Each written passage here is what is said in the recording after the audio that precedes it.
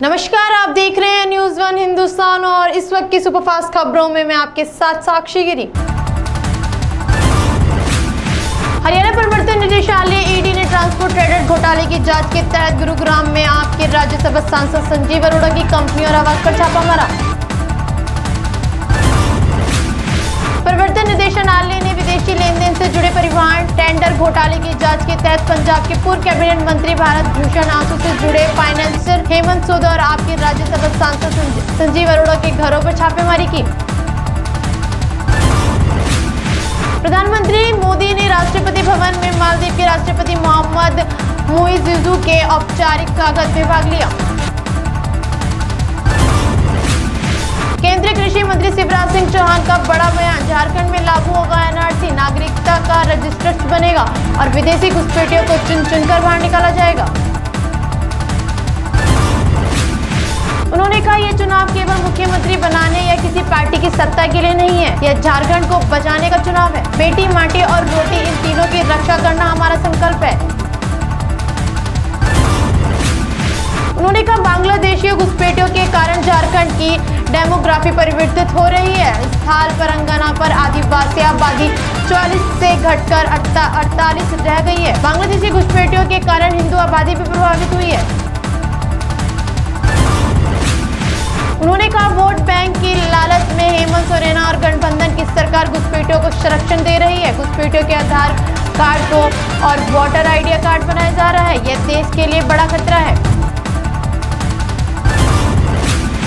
पूर्व राष्ट्रपति रामनाथ ने 30वें लाल बहादुर शास्त्री स्मारक व्याख्यान में कहा, एक देश एक चुनाव संविधान और संघवाद के खिलाफ नहीं है।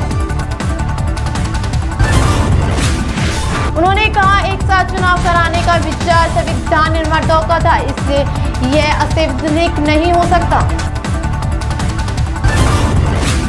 उन्होंने कहा, गणतंत्र के शुरुआती वर्षों में एक साथ चुनाव कराना आदर्श था। पहले 4 चुनावी चक्रों के दौरान लोकसभा और राज्य विधानसभाओं के चुनाव एक साथ होते थे।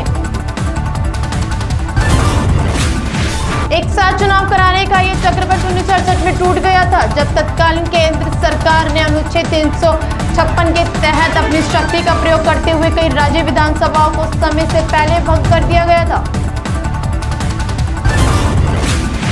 कोल्हापुर, महाराष्ट्र में नेता विपक्ष राहुल गांधी ने संविधान सम्मान सम्मेलन में उपस्थित सदस्यों को संबोधित किया। राहुल गांधी ने कहा, संविधान हमारे स्वाभिमान का प्रतीक है, हमारी शक्ति है, यह हमारे अवसर और अधिकारियों का सुरक्षक है। उन्होंने कहा, हम हर कीमत पर संविधान की रक्षा करेंगे। इन शब्दों का जो क्रम है उसके बहुत मायने हैं। अगर आप शिक्षित होंगे तो आप आसपास की चीजों को अच्छी तरह से समझ पाएंगे। इसके बाद ही आप आंदोलन के लिए, संघर्ष के लिए तैयार हो सकते हैं, क्योंकि बिना शिक्षा के आंदोलन की कोई दिशा नहीं होगी। कोई भी आंदोलन बिना संगठित हुए नहीं हो सकता है। उत्तराखंड में वर्ष 2025 में नेशनल खेल आयोजित होने हैं। खेल की तैयारी को लेकर उत्तराखंड के विशेष खेल सचिव, उत्तराखंड पुलिस के अपर पुलिस महानिदेशक अमित सिन्हा आज उधम सिंह नगर मुख्यालय रुद्रपुर पहुंचे। उन्होंने स्पोर्ट्स स्टेडियम में पहुंचकर स्टेडियम निरीक्षण किया। उन्होंने स्टेडियम का बारीकी से निरीक्षण करते हुए कार्य संस्था को आवश्यक दिशा निर्देश दिए। उन्होंने कहा कि 1 माह के भीतर स्पोर्ट्स स्टेडियम नेशनल खेलों के लिए तैयार हो जाएगा।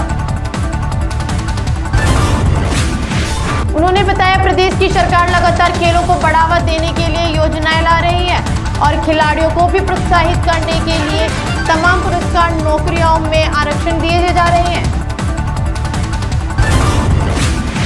अयोध्या शहर के कोहनीपुर पैलेस के सभागार में दुर्गा पूजा को लेकर बैठक संपन्न हुई। इस बैठक में जिला प्रशासन, पुलिस प्रशासन और दुर्गा पूजा समन्वय समिति के पदाधिकारी मौजूद रहे। बैठक के बाद सुरक्षा व्यवस्था को लेकर एसपी सिटी मधुबन सिंह ने कहा कि दुर्गा पूजा व रामलीला को लेकर सुरक्षा व्यवस्था चाक चौबंदी रहेगी। उन्होंने कहा, 120 स्थान पर दुर्गा प्रतिमाओं व्यवस्थापन होगी। पूरी सिटी सर्किलों में करीब 420 स्थान पर पंडाल में दुर्गा की प्रतिमा स्थापित होगी। उन्होंने कहा कि जनपद में सप्तमी, अष्टमी, नवमी पर दुर्गा पूजा को देखने के लिए बड़ी संख्या में लोग आते हैं और भंडारे का कार्यक्रम चलता है। दिल्ली पुलिस की क्राइम ब्रांच ने रविवार 5 सितंबर को अवैध हथियारों के एक बड़े कारखाने का भंडाफोड़ किया। क्राइम ब्रांच ने इससे जुड़े 2 आरोपियों को गिरफ्तार भी किया है। पुलिस ने आरोपियों के पास से करीब 16 हथियार बरामद किए। नरेला विधानसभा क्षेत्र अंतर्गत जिंदपुर गांव में वार्ड नियंत्रण विभाग डिवीजन के 6 का निर्माण कार्य चल रहा है, जिसमें सड़क का निर्माण किया जा रहा है। यह निर्माण कार्य पिछले 1.5 साल से किया जा रहा है, जिसमें आज वार्ड नियंत्रण विभाग के अधिकारियों की लापरवाही के चलते एक 5 साल के बच्चे की नाले में डूबने से मौत हो गई।